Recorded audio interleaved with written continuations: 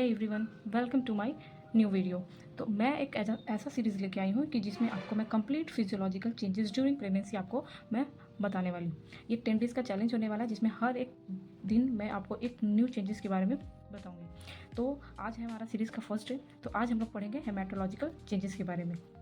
तो जानेंगे कि हेमाटोलॉजिकल चेंजेस में क्या क्या चीज़ें होती हैं। ठीक है, तो सबसे पहले आता है कंसंट्रेशन ऑफ ब्लड, मतलब कि हेमा का मतलब ही ब्लड होता है। तो हम लोग जो भी आज पढ़ेंगे वो ब्लड से रिलेटेड ही पढ़ेंगे। ठीक है, तो सबसे पहले आता है कंसंट्रेशन ऑफ ब्लड। तो ब्लड का कंसंट्रेशन में इसमें क्या क्या चेंजेस होगी वो हम लोग पढ़ेंगे। ठीक है, तो सबसे पहले आ जाता है हम लोग का प्लाज्मा वॉल्यूम। जो ब्लड में हम लोग का प्लाज्मा वॉल्यूम होता है वो करीबन जो है 40 to 50% क्या होता है, इंक्रीज होता है ड्यूरिंग प्रेगनेंसी। जो भी चीज़ें आज पढ़ेंगे प्रेगनेंसी में क्या चेंजेस हो रही है उसी के बारे में पढ़ रहे हैं। तो ये जो चेंजेस होंगी वो कब होंगी, प्रेगनेंसी के टाइम ही होगी। ठीक है, मतलब 40 to 50% जो होगा वो प्लाज्मा वॉल्यूम इंक्रीज कर जाएगा। ठीक है, करीबन 1200 to 1250 ml इंक्रीज होगा। ठीक है, नेक्स्ट आते हैं ब्लड वॉल्यूम पे। तो जो ब्लड वॉल्यूम इंक्रीज करेगा वो करीबन 30 to 40% इंक्रीज करेगा, मतलब 1500 ml के करीब इंक्रीज कर जाएगा। नेक्स्ट आते हैं आरबीसी। जो आरबीसी है वो 20 to 30% इंक्रीज करेगा, यानी 350 ml इंक्रीज करेगा। ठीक है, नेक्स्ट है एचबी। वो इंक्रीज़ करेगा कितना, 18 to 20%, मतलब 85 ग्राम जो है वो क्या हो जाएगा, इंक्रीज़ कर जाएगा। नेक्स्ट आते हैं हम लोग हेमाटोक्रिस्ट। ये इसको पीबीसी भी बोलते हैं, पीसीबी भी बोलते हैं, जो कि क्या होता है, ये एक ऐसा है जो क्या होता है कि 3 to 5% क्या होता है, डिक्रीज़ हो जाता है।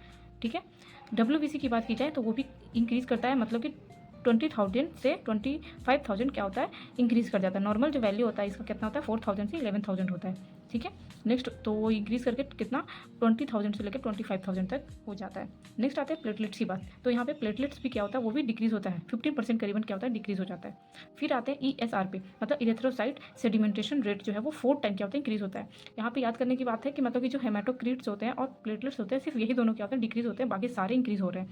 देख सकते हो 40 to 50, 30 to 40, 20 to 30, 18 to 20, 3 to 5, है ना, ये सारे क्या हो रहे हैं, परसेंटेज में इंक्रीज़ हो रहे हैं। बाकी जो है हेमाटोक्रिट्स और प्लेटलेट्स जो है वो डिक्रीज़ हो जाते हैं ड्यूरिंग प्रेगनेंसी के टाइम।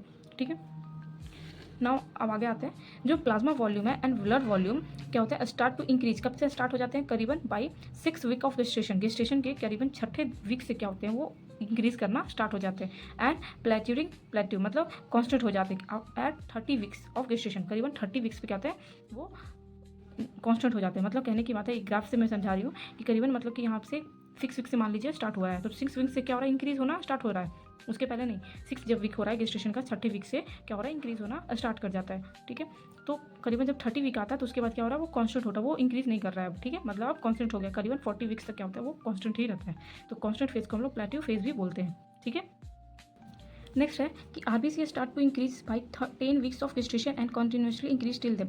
आरबीसी की बात की जाए, रेड ब्लड सेल की बात की जाए, तो वो करीबन 10 वीक से क्या होता है, स्टार्ट होना, मतलब कि बढ़ना स्टार्ट हो जाता है। कौन से, गेस्टेशन के टाइम से ही। ठीक है, एंड कंटिन्यूअली, मतलब कि जब तक प्रेगनेंसी नहीं होती है तब तक वो इंक्रीज होते ही रहता है। मतलब कि 10 वीक से क्या होता है, स्टार्ट होता है, उसके बाद से 40 वीक्स तक क्या होता है, बढ़ते ही रहता है कंटिन्यूसली। ठीक है, नेक्स्ट आते हैं plasma volume. Plasma volume increase more than RBC. जो आरबीसी होता है उससे प्लाज्मा वॉल्यूम क्या होता है, ज़्यादा ही इंक्रीज होता है, जिसकी वजह से क्या होता है, हेमोडाइलेशन ऑफ ब्लड हो जाता है। मतलब कि जब ब्लड डाइल्यूट हो जाता है, ब्लड जो होता है क्या होता है, डाइल्यूट होना स्टार्ट हो जाता है। तो हेमोडाइलेशन जब होता है तो फीटस पे और मदर पे क्या इफेक्ट पड़ता है वो हम लोग देखेंगे।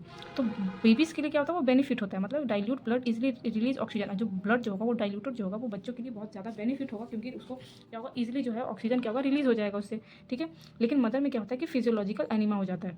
ठीक है, pregnancy is a state of pregnancy, एक बोल सकते हो कि उसमें फिजियोलॉजिकल एनीमा एक हो जाता है, जिसमें एनीमा इन प्रेगनेंसी बोलते हैं। अकॉर्डिंग टू WHO के अकॉर्डिंग जो एचबी का होता है वो क्या होता है, लेस देन होता है, 11 ग्राम से कम जाता है। ठीक है, 11 ग्राम परसेंट जो होता है वो क्या होता है, लेस हो जाता है, कम हो जाता है। तो अब फिजियोलॉजिकल एनीमा में क्या क्या कॉजेज होते हैं, तो इसमें होता है कि प्लाज्मा वॉल्यूम जो होता है वो इंक्रीज हो जाता है आरबीसी से। ठीक है, ये तो पढ़े ही हैं। फिर हम लोग पढ़े हैं कि हेमाटोक्रिट जो होते हैं, पीसीबीओ जो होते हैं, वो क्या होता है, डिक्रीज हो जाते हैं। क्यों डिक्रीज हो जाते हैं, क्योंकि प्लाज्मा वॉल्यूम आरसीबी से ज़्यादा बनाता है या ज़्यादा बढ़ जाता है, इस वजह से। उसके बाद क्या होता है, हेमोडाइलेशन ऑफ ब्लड हो जाता है। ऑल प्रेग्नेंट फीमेल जो होते हैं वो रिक्वायर्ड सप्लीमेंट्स की जरूरत पड़ती है, यह सबको पता है। सबसे ज़्यादा आयरन की और फॉलिक एसिड की जरूरत पड़ती है प्रेगनेंसी के टाइम। तो आयरन क्या करता है, स्टार्ट फ्रॉम सेकंड ट्राइमेस्टर। जो आयरन हम लोग कब से देना स्टार्ट करते हैं, सेकंड ट्राइमेस्टर से देना स्टार्ट कर देते हैं 1000 mg। ठीक है, बट फॉलिक एसिड क्या होता है, कंज्यूम फ्रॉम स्टार्टिंग। जो फॉलिक एसिड होता है वो शुरू से ही हम लोग को, जब प्रेगनेंसी स्टार्ट होने वाली होती है तो वो उस टाइम से ही हम लोग को कंज्यूम करना स्टार्ट हो जाता है। नेक्स्ट है इन्फ्लामेटरी मेडिएटर जो होते हैं वो इंक्रीज कर जाते हैं प्रेगनेंसी में, जैसे कि ESR इंक्रीज कर जाता है, CRP मतलब सी रिएक्टिव प्रोटीन, वो भी क्या होते हैं, इंक्रीज होना स्टार्ट हो जाता है।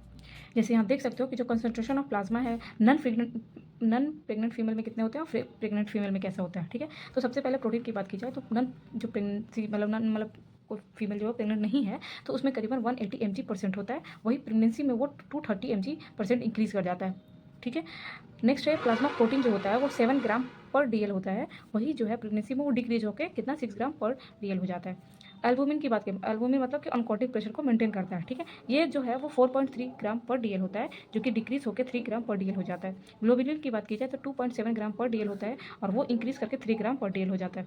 नेक्स्ट यहाँ पे बात की जाए कि एल्बुमिन और ग्लोबुलिन का जो रेशियो है वो कितना होगा, तो एल्बुमिन यहाँ पे 1.8:1 ग्लोबुलिन होगा, मतलब कि करीबन बात की जाए तो 2:1 हो जाता है। तो वो प्रेगनेंसी में क्या होता है कि डिक्रीज होकर 1:1 रेशियो में आ जाता है, ठीक है। नेक्स्ट बात करते हैं क्लॉटिंग फैक्टर की, ठीक है। तो अबाउट क्लॉटिंग फैक्टर टोटल जो कितने होते हैं 13 होते हैं, जिसमें 6 नंबर वाला जो क्या होता है वो एब्सेंट होता है, वो नहीं होता है। तो क्लॉटिंग फैक्टर 1 की बात की जाए तो फिब्रोसिन 50% क्या होता है प्रेगनेंसी में इंक्रीज कर जाता है, ठीक है। क्लॉटिंग फैक्टर 1, 7, 8, 9, 10 जो है वो भी ड्यूरिंग प्रेगनेंसी के टाइम क्या होता है इंक्रीज होता है, ठीक है। जो फिब्रोनोजिन है जो वो 50% क्या होता है इंक्रीज हो जाता है, बाकी ये सभी इंक्रीज होते हैं, ठीक है। क्लॉटिंग फैक्टर जो 13 होता है वो डिक्रीज कर जाता है, बाकी 1, 7, 8, 9, 10 जो है वो इंक्रीज करेगा, बट 13 नंबर जो क्लॉटिंग फैक्टर होता है वो डिक्रीज हो जाता है, ठीक है। जिस वजह से pregnancy is a state of hypercoagulatory state भी बोलते हैं, क्योंकि इसमें रिस्क जो होता है वो इंक्रीज थ्रोम्बोसिस जो होता है इंक्रीज हो जाता है। Bleeding time and clotting time जो होता है उसमें कोई भी चेंजेस नहीं होती है। तो ये था आज आपका हेमाटोलॉजिकल चेंजेस के बारे में। कल हम लोग देखेंगे कार्डियोवैस्कुलर चेंजेस ड्यूरिंग प्रेगनेंसी में क्या क्या चेंज हो जाती है, तो ये सीरीज़ का हमारा सेकंड लेक्चर में होगा। तब तक के लिए आपको अगर नहीं समझ में आया तो फिर से कमेंट कीजिएगा, मैं एब्सोल्युटली इसको वापस समझाऊंगी। और आपको वीडियो कैसा लगा हो ज़रूर बताइए। Thanks for watching.